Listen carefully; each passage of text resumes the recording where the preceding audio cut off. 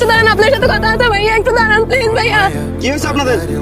ভাইয়া, আমার মাথা দুইটার দিকে বলে তাকে আমাকে বাঁচান ভাইয়া, আমার মাথা দুইটার দিকে তাকে আমাকে বাঁচান ভাইয়া। তোমার আম্মু কি হয়েছে?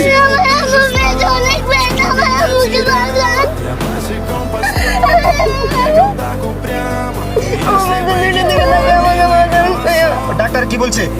বলছে আমার টিউমার অপারেশন না করলে আমি বাঁচবো না। আমার দুইটা ছেলে মেয়ের দিকে তাকে আমাকে বলছে আমি মরে গেলে আমার বাচ্চাগুলোর কি হবে?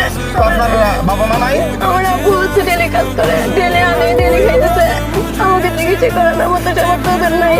আপনার হাজবেন্ড কি করে? আমার হাজবেন্ড চা দোকানে চাকরি করে, মাসে 5,000 টাকা বেতন পায়। আমি তো বাঁচাতে পারবো না, বাঁচানোর মালিক তো আল্লাহ। বাঁচানোর মালিক আল্লাহ, আপনারা আমাদের কিছু সাহায্য করেন না ভাই।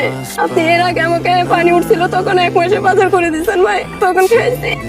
আর এখন বাজার টাজার কিছু নাই, ঘরে একদম চালপাত কিছু নাই। আমি চিকিৎসা করাবো কি, খাবো কি, ছেলে মেয়েদেরকে খাবো কি, পারতেছি না ভাই।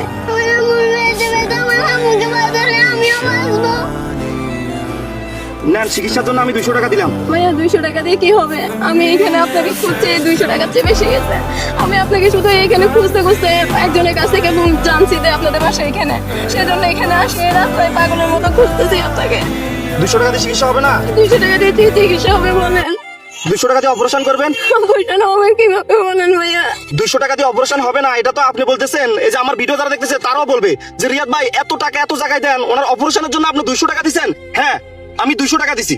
আপনি পারলে 100 টাকা দেন, আপনি পারলে 50 টাকা দেন, 10 টাকা দেন, 5 টাকা দেন।